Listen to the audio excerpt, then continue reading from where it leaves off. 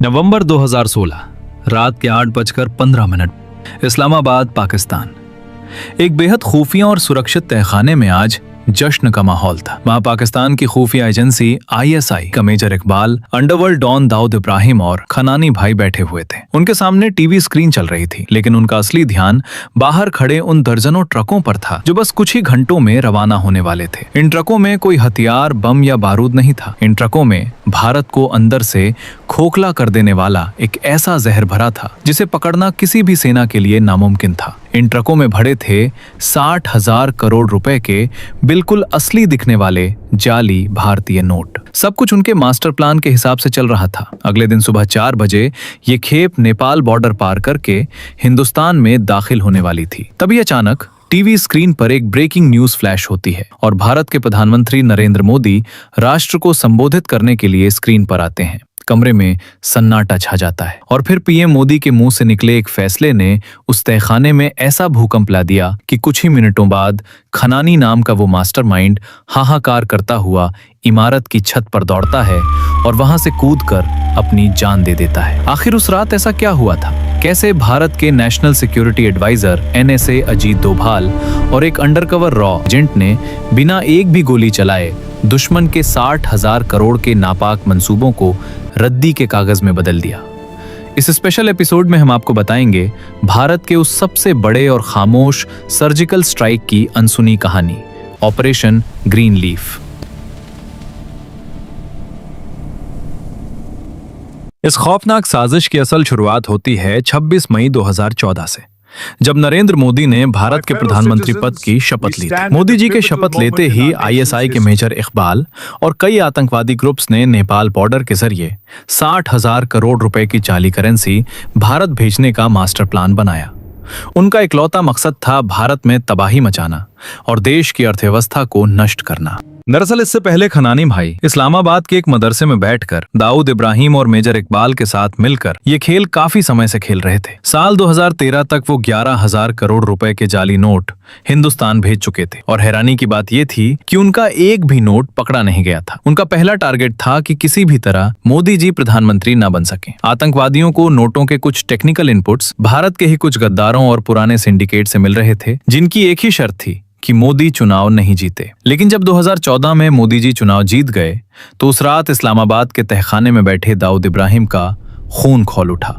दाऊद ने गुस्से में कहा कि उनके 11,000 करोड़ पानी में चले गए क्योंकि उन्होंने गलत लोगों पर भरोसा किया था। उसी रात उन्होंने तय किया कि इस बार 11,000 करोड़ नहीं बल्कि सीधे 60,000 करोड़ रुपए भारत भेजे जाएंगे। और इस बार सिर्फ पैसा नहीं बल्कि साथ में भयानक हिंसा भी फैलाई जाएगी ताकि देश एक साथ 2 मोर्चों पर लड़ते हुए घुटनों पर आ जाए। मेजर इकबाल ने इस 60,000 करोड़ की रकम को भारत में घुसाने के लिए नेपाल बॉर्डर का रास्ता सुझाया था। प्लान ये था कि नेपाल से ये पैसा सीधे उत्तर प्रदेश में घुसेगा और यूपी में इस पैसे को रिसीव करने की जिम्मेदारी दी गई कुख्यात बाहुबली गैंगस्टर अतीक को। अतीक का गुंडों का जाल इतना बड़ा था कि अगर पैसा उसके रास्ते से जाता तो पूरे हिंदुस्तान के चप्पे चप्पे में बिखर जाता।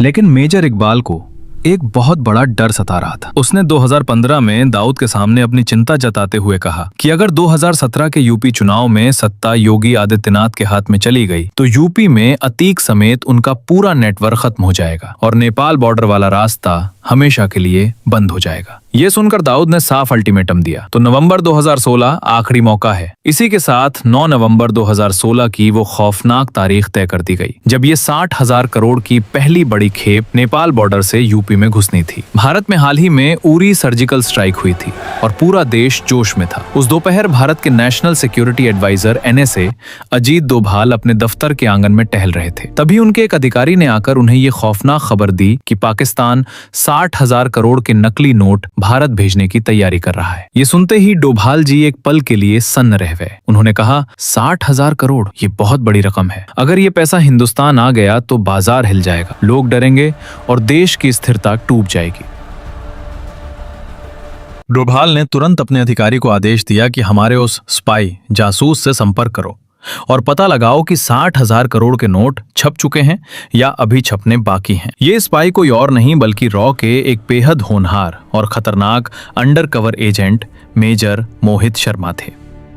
मेजर मोहित कोई आज के जासूस नहीं थे। वो कई सालों से पाकिस्तान में रहकर लियारी गैंग में पूरी तरह शामिल हो चुके थे।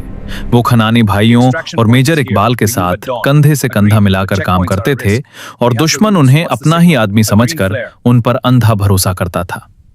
डोभाल का आदेश मिलते ही मेजर मोहित ने खनानी और इकबाल के साथ एक मीटिंग फिक्स की और एक मनोवैज्ञानिक चाल चली। बातों बातों में मोहित ने उनसे कहा कि नेपाल बॉर्डर का रास्ता अब सुरक्षित नहीं रहा है। हिंदुस्तानी एजेंसियां वहां नजर रख रही हैं। मोहित ने उन्हें हिंदुस्तान में पैसा सुरक्षित पहुंचाने के कुछ नए रास्तों का झांसा दिया। उनके इस झांसे में आकर खनानी उन्हें सीधा इस्लामाबाद की एक खुफिया फैक्ट्री और गोदाम में ले गया। जब मोहित ने गोदाम के अंदर देखा तो उनकी आंखें खुली रह गईं। वहां करोड़ों रुपए के जाली नोट बंडलों और थैलों में भरे हुए रवाना होने के लिए बिल्कुल तैयार रखे थे। नोट छप चुके थे और मेजर मोहित ने अपने चेहरे पर कोई भाव लाए बिना ये सारी जानकारी अपने दिमाग में दर्ज कर ली। उसके बाद मेजर शोभित शर्मा ये खबर अजीत दोवल को भेजते हैं कि नोट छप चुके हैं। 16 नवंबर 2016 को ये नोट भारत भेजे जाएंगे। ये पक्की खबर दिल्ली पहुंचते ही अजीत डोभाल सीधा पीएमओ पहुंचे, जहां प्रधानमंत्री मोदी जी मौजूद थे। डोभाल ने सीधे शब्दों में कहा, सर, ऑपरेशन ग्रीन लीफ को जितनी जल्दी हो सके लागू करना होगा। इस बार 60,000 करोड़ नेपाल बॉर्डर से आने वाले हैं। पीएम मोदी गहरी सोच में पड़ गए।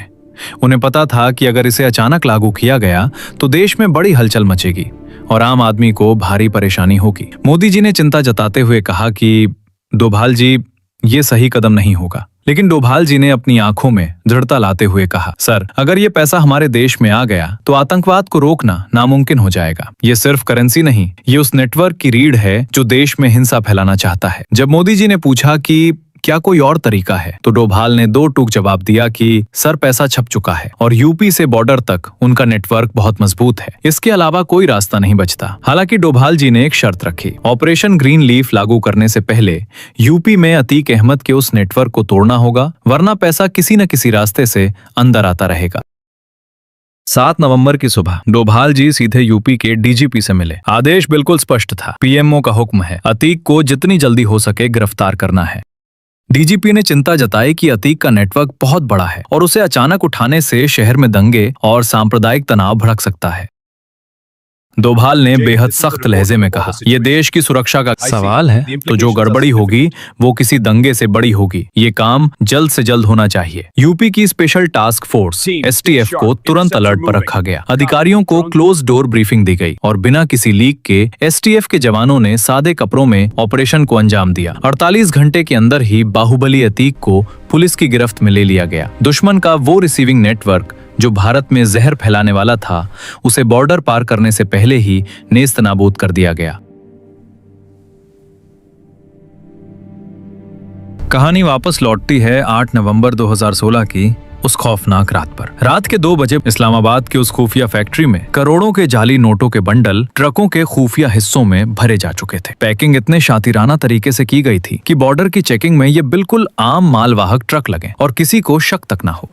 जैसे ही आखिरी बक्सा लोड हुआ, मेजर इकबाल ने सीधा यूपी के बाहुबली अतीक को फोन घुमाया। मेजर इकबाल को इस बात की रत्ती भर भी भनक नहीं थी कि अतीक इस वक्त आजाद नहीं बल्कि यूपी एसटीएफ की गिरफ्त में। फोन पर इकबाल का सीधा हुक्म था, 9 नवंबर की सुबह 4 बजे तुम्हें हिंदुस्तान की तरफ से ट्रक हर हाल में रिसीव करने हैं। लेकिन अतीक कोई सड़क छाप गुंडा नहीं था। उसका खौफ और क्रिमिनल नेटवर्क इतना तगड़ा था कि वो पुलिस कस्टडी या जेल की भारी सुरक्षा के बीच से भी अपना पूरा सिंडिकेट चला सकता था। एसटीएफ की गिरफ्त में होने के बावजूद अतीक ने इतनी सफाई से बात की कि मेजर इकबाल को जरा भी शक नहीं हुआ। फोन कटते ही अतीक का वो खौफनाक स्लीपर सेल एक्टिव हो गया। पुलिस की नाक के नीचे से बिना किसी भनक के उसके सबसे भरोसेमंद गुर्गों को बॉर्डर की तरफ रवाना होने का सीक्रेट फरमान मिल चुका था। दुश्मन का रिसीविंग नेटवर्क अभी भी जिंदा था। 8 नवंबर की शाम ढल रही थी। इस्लामाबाद की फैक्ट्री में ट्रकों का काफिला हिंदुस्तान में तबाही मचाने के लिए बिल्कुल तैयार खड़ा था। बस रवाना होने की एक आखिरी हरी झंडी का इंतजार था और उसी भीड़ के बीच मौत के साये में खामोशी से खड़े थे हमारे अंडरकवर एजेंट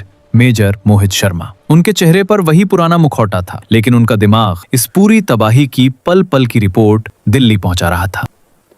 रात 8:15 बजे इस्लामाबाद के उस कमरे में दाऊद, मेजर इकबाल और खनानी टीवी स्क्रीन के सामने बैठे ट्रकों के बॉर्डर पार करने का इंतजार कर रहे थे। तभी एक आदमी भागता और हांफता हुआ कमरे में घुसा।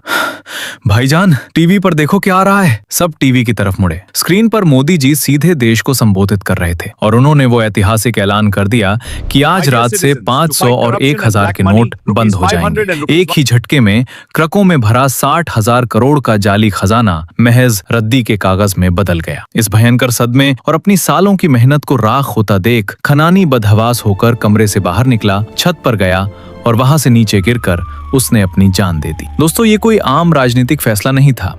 ऑपरेशन ग्रीन लीफ हिंदुस्तान की इंटेलिजेंस हिस्ट्री की वो सबसे बड़ी लड़ाई थी, जो किसी बॉर्डर पर हथियारों से नहीं बल्कि एक मास्टर स्ट्रोक से लड़ी गई।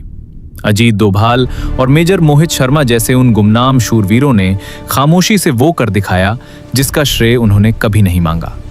पीएम मोदी ने आम जनता की तकलीफों का भारी रिस्क लेते हुए देश की सुरक्षा को सबसे ऊपर रखा। क्या आपको लगता है कि अगर हमारी इंटेलिजेंस वक्त पर यह चाल नहीं चलती तो आज भारत की स्थिति क्या होती?